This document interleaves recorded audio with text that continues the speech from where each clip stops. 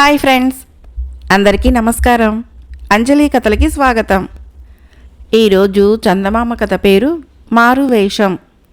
ఇది బేతాళ కథ. పట్టు వదలని విక్రమార్కుడు చెట్టు వద్దకు తిరిగి వెళ్ళి చెట్టుపై నుంచి శవాన్ని దించి భుజాన వేసుకొని ఎప్పటిలాగే మౌనంగా శ్మశానం కేసి నడక సాగించాడు. అప్పుడు శవంలోని బేతాళుడు, రాజా, ఒక దేశానికి పరిపాలకుడివైన నువ్వు రాజ్యపాలనని ఎవరికో అప్పగించి ఇలా శ్మశానంలో కాలం వెళ్ళబుచ్చుతున్నావన్న అనుమానం కలుగుతున్నది. నా అనుమానమే నిజమైతే నువ్వు లేని సమయంలో సింహాసనాన్ని అధిష్ఠించినవాడు నిజాయితీపరుడు కాకపోతే తప్పక నిన్ను వంచించి లాభపడగలడు. ఇందుకు ఉదాహరణగా నందివర్ధనుడు అనే రాజు కథ చెబుతాను, శ్రమ తెలియకుండా విను అంటూ ఇలా చెప్పసాగాడు. మణిమేకల రాజు ధర్మచంద్రుడు పేరుకు తగినట్లు ధర్మప్రభువు. అతడి పాలనలో ప్రజలు ఎంతో సుఖజీవనం గడిపారు.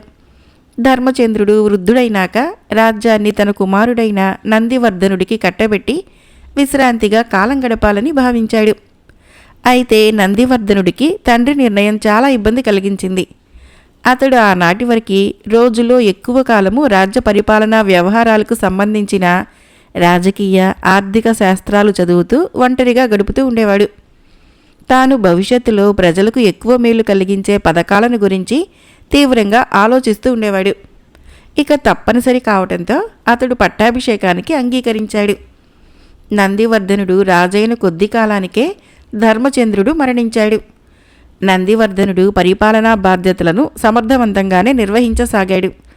కానీ అతడికి అప్పుడప్పుడు గతంలో తాను గడిపిన ఏకాంత జీవితం మీదకి బుద్ధి మళ్ళేది. ఒకనాడు నందివర్ధనుడు తన విశ్రాంతి మందిరంలో ఉండగా యువకుడొకడు ఆయన దర్శనార్థం వచ్చి, మహారాజా, నా పేరు విశ్వకర్మ. నాకు మారువేషాలు వేయటంలో మంచి ప్రావీణ్యత ఉన్నది. దయచేసి నన్ను పరీక్షించి తమ కొలువులో ఏదైనా ఉద్యోగం ఇవ్వండి అని వేడుకున్నాడు.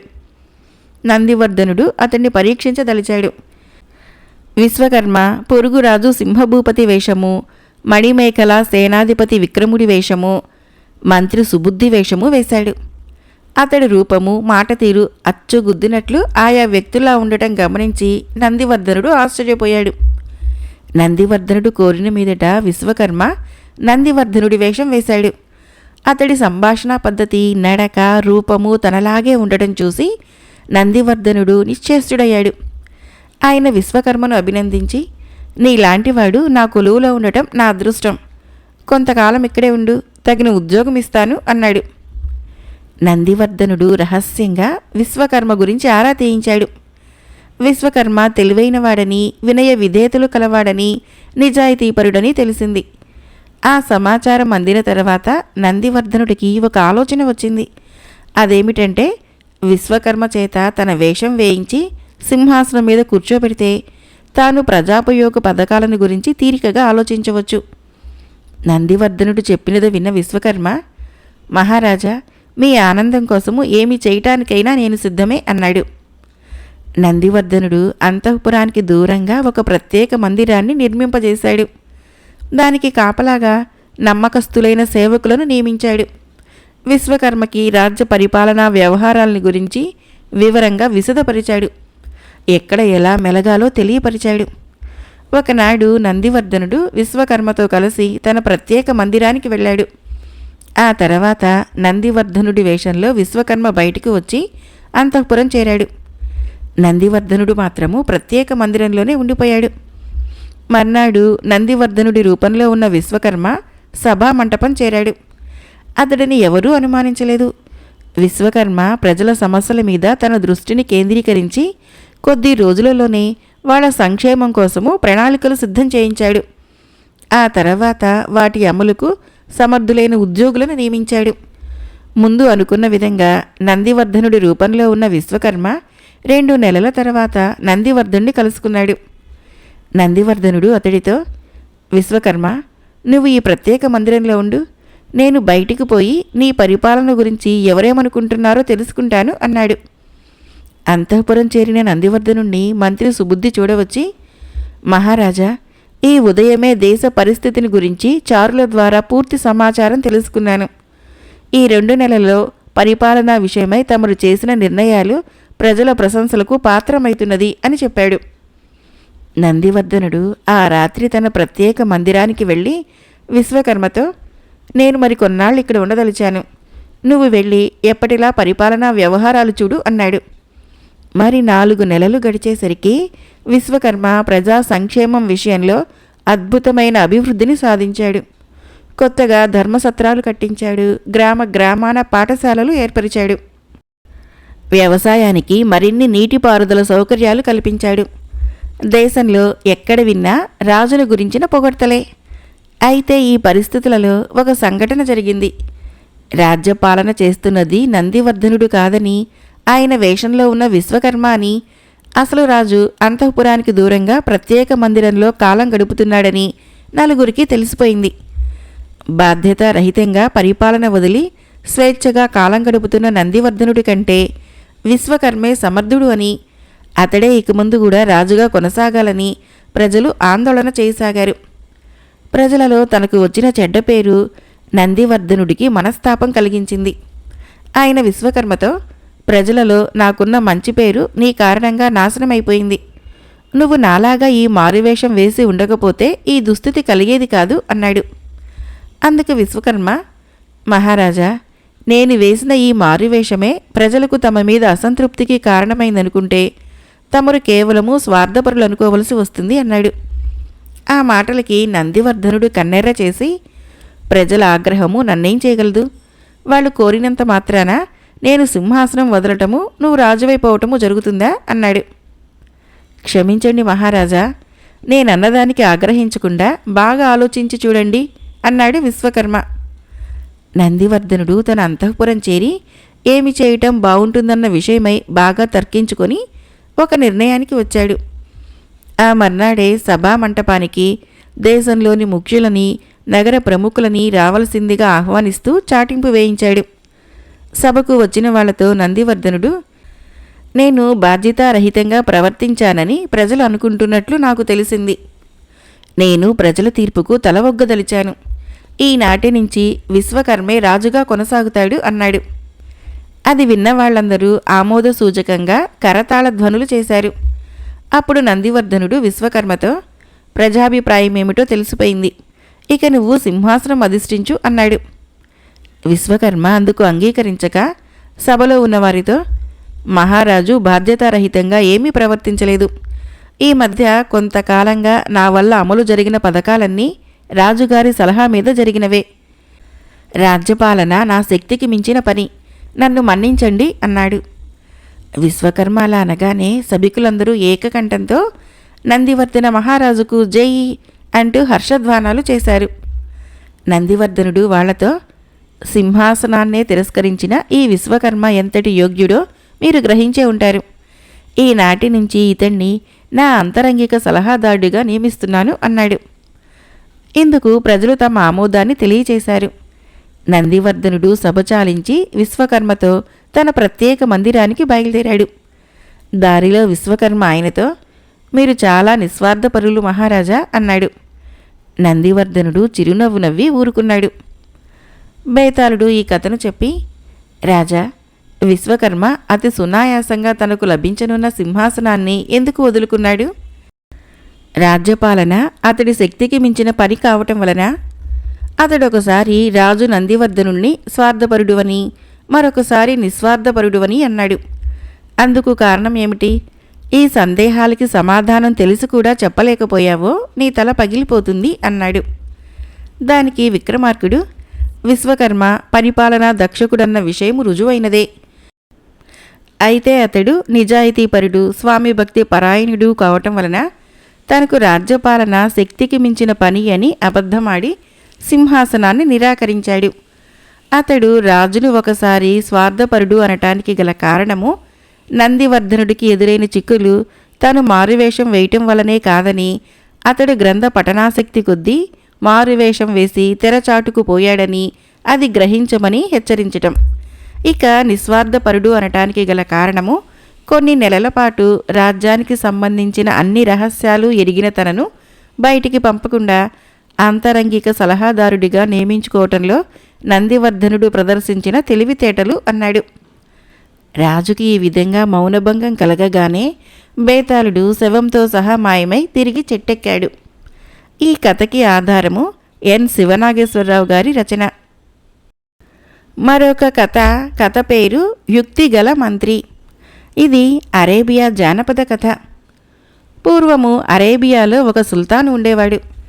ఆయన పరిపాలన పట్ల అశ్రద్ధ గలవాడై ఎంతసేపు తన స్వంత సుఖాలలో నిమగ్నుడై ఉండటం వలన రాజ్యమంతా దుస్థితికి వచ్చింది. అధికారులు సోమరులైపోయారు. వృత్తి వ్యవసాయాలు నశించినాయి. ప్రజల జీవితము కళాకాంతులు లేకుండా పోయింది. సుల్తాన్ గారి వద్ద చాలామంది మంత్రులు ఉండేవాళ్ళు. వారిలో కొందరు సుల్తాన్ లాగే సుఖాలలో మునిగిపోయారు. మిగిలిన వారికి రాజ్యం పాడైపోతున్నదన్న విచారం ఉన్నప్పటికీ ఏమైనా చెబితే సుల్తాన్ ఆగ్రహిస్తాడేమోనని భయపడ్డారు. ఆఖరికి మంత్రులలో ఒకడు సుల్తాన్కు హెచ్చరిక చేయటానికి ఒక ఉపాయం ఆలోచించాడు. ఆయన ఒకనాటి సాయంకాలము సుల్తాన్ వెంట తోటలోకి షికారుకు వెళ్ళాడు. చీకటి పడి వారు తిరిగి వచ్చే సమయంలో వారికి గుడ్లగూబల అరుపులు వినిపించాయి. అది వినగానే మంత్రి ఆగి శ్రద్ధగా ఆలకించసాగాడు. ఏంటి వింటున్నావు అని సుల్తాను ఆశ్చర్యంగా అడిగాడు. 2 గుడ్లగూబలు మాట్లాడుకుంటున్నాయి మహారాజా, వాటి సంభాషణ వింటున్నాను అన్నాడు మంత్రి. నీకు గుడ్లగూబల భాష తెలుసునా ఏమిటి అన్నాడు సుల్తాను. చిత్తం మహాప్రభు అంటూ మంత్రి కొంతసేపు ఆలకించి, వీటి సంభాషణ ఇంక వినలేను, నా చెవులలో సీసం కరిగించి పోసినట్లుగా ఉంది, పదండి మహారాజా అన్నాడు. అవి ఏ విషయం మాట్లాడుకుంటున్నాయేమిటి అని అడిగాడు సుల్తాను. ఎందుకు అడుగుతారు మహారాజా, బుద్ధి లేని పక్షులు, వాటి మాటలని లక్ష్య పెట్టవలసిన పని లేదు అన్నాడు మంత్రి. అవి ఆడే బుద్ధిలేని మాటలు నాకు కూడా చెప్పరాదా అన్నాడు సుల్తాను. నేనే వినలేని ఘోరమైన అబద్ధాలు విని సహించగలరా అన్నాడు మంత్రి. అంతగా అయితే గుడ్లగూబలని దండించుదాము, అవి అన్నమాటలేమిటో చెప్పు త్వరగా అన్నాడు సుల్తాను. అయితే వినండి, ఆ గుడ్లగూబలు వియ్యమందుదామనుకుంటున్నాయి. ఆడగుడ్లగూబ తల్లి మగదాని తల్లి కట్నం అడుగుతున్నది. దాని కొడుక్కి 50 పాడుపడిన గ్రామాలు ఇవ్వమంటున్నది. కావలిస్తే 500 గ్రామాలు ఇస్తానంటున్నది ఆడదాని తల్లి. పాడుబడిన గ్రామాలు 500 నీకెక్కడివని మగదాని తల్లి అడుగుతున్నది. సుల్తాన్ వారి చల్లన పరిపాలనలో పాడుబడిన గ్రామాలకి కొదవే లేదంటున్నది ఆడగుడ్లగూబ తల్లి అన్నాడు మంత్రి. సుల్తాను మరి నోరెత్తలేదు. రాజ్యము భ్రష్టమైపోతున్నదని మంత్రి తనకు తెలియజేయటానికై ఇదంతా కల్పించాడని సుల్తాన్ గ్రహించాడు. ఇద్దరూ కొంత దూరం నడిచినాక మంత్రి, ఇటువంటి అపవాదు వేసిన పాపిని దండించమని సెలవా మహారాజా అన్నాడు. ఉన్నమాట అన్నందుకు దండన దేనికి? నిన్ను ప్రధానమంత్రిగా వేస్తున్నాను. ఆ మగ గుడ్లగూబకి కట్నం పుట్టకుండా చూడు అన్నాడు సుల్తాను. మర్నాటి నుంచి సుల్తాన్లో పెద్ద మార్పు కలిగింది. ఆయన తన భోగాల్ని కట్టిపెట్టి రాజకార్యాలు శ్రద్ధగా చూడసాగాడు. వ్యవసాయము, వివిధ వృత్తులు వృద్ధి చెంది రాజ్యము త్వరలోనే బాగుపడింది. మరొక కథ పేరు పుణ్యం అంచనా. ఇది కరాళ కథ. ఒకానొకప్పుడు చంపక దేశంలో వరుసగా 3 ఏళ్ల పాటు కరువు వచ్చింది. దేశంలో తిండి గింజలు కూడా సరిగ్గా దొరక్కపోవటంతో ప్రజల్లో కొందరు బందిపోట్లుగా మారి ఉన్నవాళ్ళని దోచుకోసాగారు. ఆ బందిపోట్లని అదుపు చేయటము రాజుకు కూడా కష్టమైంది. అలాంటి సమయంలో దివ్య తేజస్సు గల యోగి ఒకడు రాజును చూడవచ్చాడు. రాజు యోగిని ఉచిత రీతిన సత్కరింపజేసి తన సమస్య చెప్పుకొని పరిష్కార మార్గం సూచించమని వేడుకున్నాడు. రాజైన వాడు ముందు చూపుతో వ్యవహరించాలి. వరుసగా ప్రతి సంవత్సరము కరువు వస్తూ ఉంటే నీవు రాజ్యంలో చేతి పనుల వారిని, ఇతర నిపుణులని ప్రోత్సహించి ఆయా వస్తువులని ఇతర దేశాలలో అమ్మి ఆ డబ్బుతో తిండి గింజలు కొని ప్రజలకు సరఫరా చేయాల్సింది. ఏ దేశమైనా ఎల్లకాలము వ్యవసాయం మీదే ఆధారపడి బ్రతకలేదు. ఇప్పుడైనా వెంటనే ఆయా ఏర్పాట్లు చేయించు అన్నాడు యోగి. మహానుభావ, విధి నిర్వహణలో నేను కొంత ఆలస్యం చేసిన మాట నిజము. కానీ ఇటీవల మీరు చెప్పినట్లే చేయబోయాను. మా దేశంలో అంతులేని ఖనిజ సంపద ఉన్నది. ఎలాంటి వజ్రానికైనా సానబెట్టి విలువను పెంచగల నిపుణులు ఉన్నారు. అద్భుతమైన చేనేత పనివారున్నారు. వీరందరినీ ప్రోత్సహించి లోహ సామాగ్రి, వజ్రాలు, బట్టలు ఇతర దేశాల్లో అమ్ముదామంటే రాజ్యంలో బందిపోట్ల బెడదను అదుపు చేయటం కష్టంగా ఉంది. ఆ బెడద తగ్గేదాకా ఇక్కడ అరాచకం తప్పదు అన్నాడు రాజు. దీనికి నేను ప్రతీకారం చేస్తాను. నీ దేశ ప్రజల్లో పుణ్యం చేసే వారందరికీ వారి వారి పుణ్యం విలువ కట్టి ప్రతిఫలం ఇవ్వగల యోగి రాజధానిలో మకాన్ చేశాడని చాటింపు వేయించు. నీ ప్రజల పుణ్యం విలువ నేను నిర్ణయిస్తాను. ప్రతిఫలము నువ్విచ్చుకోవాలి అన్నాడు యోగి. సరేనని రాజు వెంటనే ఈ విధంగా దేశమంతటా చాటింపు వేయించాడు. ఇది ప్రజలపైన మంచి ప్రభావమే చూపించింది. బందిపోటు దొంగతనాల వలన కారాగారంలో పడే ప్రమాదం ఉందని అందరికీ తెలుసు. చాలామంది గతిలేక దొంగతనాలకు దిగారు తప్ప స్వతహాగా దొంగలు కారు. అదీకాక రాజు తన చాటింపులో యోగి పుణ్యం చేసిన వారికి డబ్బిస్తాడు. తన దీవెనతో పాపాత్ముల పాపాలు కడిగేస్తాడు. యోగి దీవెనలు పొందిన వారికి రాజు జీవనోపాధి కల్పించగలడు అని కూడా చెప్పించాడు. అందువలన అంతవరకు బందిపోటు దొంగతనాలు చేసిన వారందరిలోనూ పాపభీతి ఏర్పడి ఈ అవకాశాన్ని ఉపయోగించుకోవాలి అనుకున్నారు. ఎందరో ప్రజలు గుంపులు గుంపులుగా రాజధానికి బయలుదేరారు. అలా ఓ గుంపులో చేరారు రాముడు, భీముడు. వాళ్ళిద్దరూ అమాయకులు. ఇద్దరి వద్ద ప్రయాణం కోసము చెరో మూట ఉంది. అయితే రాముడి దృష్టి అంతా భీముడు మూట మీదనే ఉంది.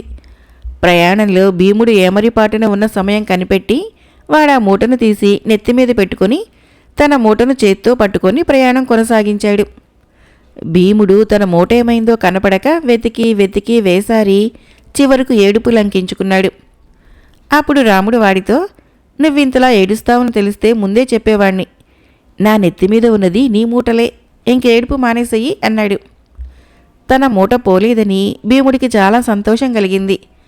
అయినా నా మూట నువ్వెందుకు తీశావు అని రాముణ్ణి అడిగాడు. నీ స్వంత పని కూడా మానుకొని ఇతరుల పని చేయటం మంచిదని నాకు నా తాత మరీ మరీ చెప్పాడు. అందుకే రాజధాని దాకా నీ మూట మోద్దామనుకున్నాను. ముందుగా తెలిస్తే నువ్వందుకు ఒప్పుకోలేవని చెప్పలేదు.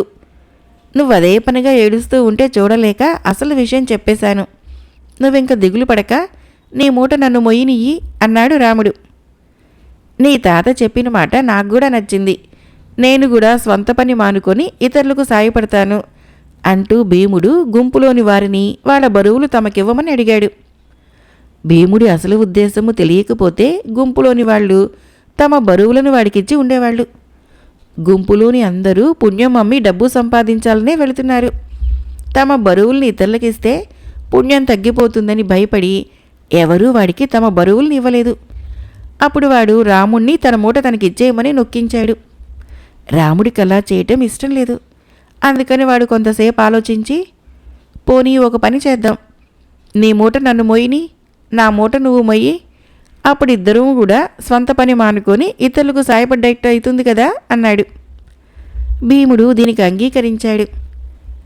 ఏమైతేనేం, చివరికి ఆ గుంపులోని వాళ్ళందరూ రాజధాని చేరి యోగిని దర్శించుకున్నారు.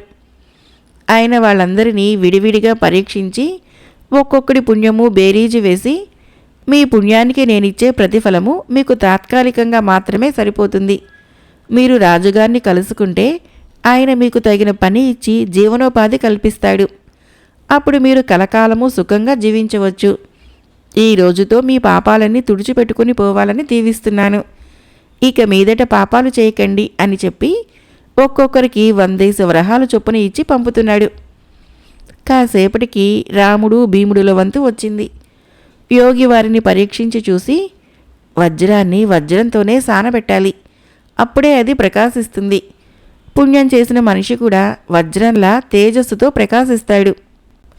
అయితే పుణ్యం పాతబడిన కొద్దీ ఆ మనిషి తేజస్సు తగ్గుతూ ఉంటుంది. పుణ్యాన్ని పుణ్యంతో సానబడితే మనిషి నిత్యము దివ్య తేజస్సుతో ప్రకాశిస్తూ ఉంటాడు. మీ పుణ్యం ఇంకా పాతబడక ఎంతో తాజాగా ఉంది. మీ ఇద్దరికీ చెరో 10,000 వరహాలు బహూకరిస్తున్నాను అన్నాడు. కరారుడు ఇంతవరకే కథను చెప్పి, ఎవరి బరువులకు వాళ్ళు మొయ్యటానికి బదులు ఒకరి బరువు ఒకరు మోసినంత మాత్రాన రాముడు, భీముడు పుణ్యాత్ములైపోతారా? ఓ సవిత్వుక మహారాజా, యోగి అలా ఎందుకు నిర్ణయించాడో తెలిసి కూడా చెప్పలేకపోయావో నీవు నాకు బానిసవైపోతావు అన్నాడు. దీనికి సవిత్వికుడు ఇలా బదులిచ్చాడు. రాముడు పుణ్యం కోసమని కాక తాత చెప్పిన మాట పాటించాలనుకున్నాడు. స్వంత పని కూడా మానుకొని ఇతరులకు సాయపడాలని మనస్ఫూర్తిగా అనుకున్నాడు. భీముడు కూడా మనస్ఫూర్తిగా అదే చేయాలనుకున్నాడు. ఇద్దరూ ఇతరుల బరువులు మోయాలనే అనుకొని వీలుకు ఒకరి బరువు ఒకరు మార్చుకున్నారు. ఎవరి మూటలు వాళ్ళు మోసుకుంటే అది స్వార్థంతో కూడిన బాధ్యత. పరోపకార బుద్ధితో ఒకరి మూటల్ని ఒకరు మోస్తే ఇద్దరికీ పరోపకారం చేసిన పుణ్యం వస్తుంది. అయితే ఎల్లకాలము ఇలాంటి పుణ్యానికి ప్రతిఫలమిచ్చే యోగులుండరు. రాముడు పరోపకార బుద్ధితో భీముడి మూట మోయాలనుకున్నాడు. కాబట్టి భీముడికి రాముడి మూట మోయాలనిపించింది. పుణ్యఫలము ఊరికే పోదు. ఇతరుల కోసం శ్రమపడేవాడి సొంత పనులకి ఇంకెవరో చేసి పెడతారు. అది సరియైన సమాధానం కావటంతో సవిత్కూడికి ఎదురుగా ఉన్న కన్యపైన కరాలుడి ప్రభావం నశించి ఆ యువతి తెల్ల పులిగా మారి అడవిలోకి పరుగు తీసింది. ఈ కథకి ఆధారము జొన్నలగడ్డ రామలక్ష్మి గారి రచన. మరొక కథ పేరు వ్యాపార లక్షణం. ఈ కథను రచించిన వారు నారంశెట్టి ఉమామహేశ్వరరావు గారు. సింగయ్య లౌక్యుడు. మొదట్లో వాడు శనగల వ్యాపారం చేసేవాడు. ఒక రోజున ఒక వ్యక్తి వాడి వద్దకు వచ్చి 2 కుంచాల శనగలు కావాలన్నాడు. సింగయ్య 2 రూపాయలు అవుతుందంటే ఆ వ్యక్తి ఎంతో కొంత తగ్గించాలన్నాడు. సరైన ధర చెప్పాను. నన్ను తగ్గించమని ఇంతవరకు ఎవరూ అడగలేదు. నువ్వంతగా పట్టుబడితే ఎంతో కొంత తగ్గిస్తాను. ఆ ప్రకారము ₹1.30 ఇచ్చి వెళ్ళు అంటూ శనగలు కొలిచిపోశాడు. అది చూసి అక్కడ చేరిన కొందరు, ఇంతకాలము నీ దగ్గర బేరం ఉండదని నమ్ముతూ వచ్చాం. ఇక నుంచి మాకు కూడా నువ్వు ఎంతో కొంత తగ్గించకపోతే నీ దగ్గర శనగలు కొనటం మానేస్తాము అని బెదిరించారు. మీకెలా కావాలంటే అలాగే చేస్తాను. ఆయనకు సేరు శనగలు తగ్గించాను. మీకెంత తగ్గించమంటారో చెప్పండి అన్నాడు సింగయ్య. సేరు శనగల విలువ పావలా. సింగయ్య తగ్గించింది శనగలే కాని శనగల ధర కాదని అర్థమై వాడి లౌక్యానికి అందరూ గొల్లుమంటే తగ్గించమని నొక్కించిన మనిషి సిగ్గుతో తల వంచుకున్నాడు. సింగయ్య క్రమంగా వ్యాపారంలో వృద్ధికి వచ్చి బట్టల దుకాణం ప్రారంభించాడు. ఊళ్ళో అన్ని రకాల బట్టలు దొరికే దుకాణము అదొక్కటేనని అంతా చెప్పుకుంటారు. సింగయ్యకి 2 పిల్లలు. పెద్దవాడు వీరయ్య, రెండోవాడు సూరయ్య. సింగయ్యకు రకరకాల వ్యాపారాలున్నా కొడుకులిద్దరి కళ్ళు బట్టల వ్యాపారం మీదనే ఉన్నాయి. ఒకరోజున సింగయ్య కొడుకులిద్దరినీ పిలిచి, నాయన్లారా, నాకు వయసు మళ్ళుతోంది. నా వ్యాపారాలు మీకు అప్పగించి కృష్ణారామ అందామనుకుంటున్నాను. మీలో ఎవరేం చేద్దామనుకుంటున్నారో చెప్పండి అన్నాడు. కొడుకులిద్దరూ ఏకకంఠంతో బట్టల వ్యాపారం కావాలన్నారు. మీలో ఎవరు కుక్కతోక వంకర తీసి నిటారుగా చేస్తారో వాళ్ళకే బట్టల వ్యాపారం ఇస్తాను అన్నాడు సింగయ్య. పెద్దవాడైన వీరయ్య వెంటనే అది తన వల్ల కాదని చెప్పేశాడు. సూరయ్య మాత్రము పెంపుడు కుక్కని తెచ్చి ముందుగా చేతులతో తిన్నగా ఉండేలా చేశాడు. ఎప్పుడు చేయి తీసేస్తే అప్పుడు అది వంకరైపోతుంది. తర్వాత వాడు బరువైన కర్ర ముక్కల్ని తోకకి అటూ ఇటూ పెట్టి కట్టేశాడు. కర్ర ముక్కలు తీయగానే తోక వంకరైపోయింది. సూరయ్య తండ్రితో, ఇది సులువైన పని కాదు, కానీ నా ప్రయత్నాలు నేను చేస్తూ ఉంటాను. ఎప్పుడు సాధిస్తే అప్పుడే నాకు బట్టల దుకాణం అప్పచెబుదువు గాని అన్నాడు. అప్పటిదాకా ఎందుకు? ఇప్పుడే నీకు బట్టల దుకాణం అప్పచెబుతాను. నువ్వే అందుకు తగినవాడివి అన్నాడు సింగయ్య. వీరయ్య కోపంగా కారణం చెప్పమని తండ్రిని అడిగాడు. సింగయ్య నవ్వి, మామూలు దుకాణాల్లో జనం డబ్బిచ్చి తమకు కావలసినవి కొనుక్కొని వెళుతూ ఉంటారు. బట్టల దుకాణంలో అలా కాదు. వాళ్ళు నచ్చిన బట్టలు ఎంచుకునేటందుకు బోలుడు సమయం పడుతుంది. ఒక్కోసారి ఎంతసేపు ఎంచినా చివరికి వాళ్ళు కొనేదేమీ ఉండదు. దుకాణంలోకి అడుగుపెట్టిన వారికి బట్ట నచ్చేలా చేయటము కుక్క తోకను వంకర తీయటం వంటిదే. ఇది తెలిసి సహనము, దీక్ష, పట్టుదలతో తన ప్రయత్నం మాననివాడే ఈ వ్యాపారంలో రాణించగలడు. ఈ లక్షణాలు సూరయ్యలోనే తప్ప నీలో లేవు కాదంటావా అన్నాడు. వీరయ్య తన తొందరపాటుకు సిగ్గుపడి తండ్రిని క్షమించమని అడిగి ఆయన చెప్పిన ప్రకారమే చేసి జీవితంలో రాణించాడు. మరొక చిన్న కథ పేరు సద్వినియోగం. ఈ కథను రచించిన వారు ఆత్రేయపురపు శ్రీరామచంద్రమూర్తి గారు. యవ్వనంతో అబలలని, పరాక్రమంతో సామంతరాజులని వేధించే ప్రజాకంటకుడైన రాజొకడు దండకారణ్యంలో తపస్సు చేసుకుంటున్న సుచీంద్ర ముని వద్దకు వెళ్ళి, స్వామి, నాకు మరింత కాలము యవ్వన పరాక్రమాలుండేలా అనుగ్రహిస్తే ఎదురు లేకుండా జీవించగలను అని వేడుకున్నాడు. ముందు నా ప్రశ్నకు జవాబు చెప్పు. నీ రాజ్యంలోని జలసంపదని ఏం చేస్తున్నావు అన్నాడు సుచీంద్రుడు. ఆ నీరు సముద్రంలో కలిసి వృధా పోకుండా దారి మళ్లించి కాలవలు గుండా ప్రవహింపజేసి ప్రజలకు మంచినీటి సదుపాయము, రవాణా సౌకర్యము, పంట పొలాలకి వర్షాధారం లేకుండానూ ఏర్పాట్లు చేశాను అన్నాడు రాజు గర్వంగా. అయితే అదేవిధంగా నీ యవ్వన పరాక్రమాలను కూడా దారి మళ్లించు. అనాథలను రక్షించు, దుర్మార్గులను శిక్షించు. సద్వినియోగము నీ యవ్వన పరాక్రమాలకి రెట్టింపు విలువనిస్తుంది అన్నాడు సుచీంద్రుడు. రాజు తన తప్పు తెలుసుకొని సిగ్గుతో తలవంచుకొని అక్కడి నుంచి వెళ్ళిపోయాడు. కథ అయిపోయింది. ఫ్రెండ్స్, ఈ కథలు నచ్చినట్లయితే మన ఛానల్ని తప్పకుండా సబ్స్క్రైబ్ చేయండి, లైక్ చేయండి, షేర్ చేయండి, కామెంట్ చేయండి. Thank you.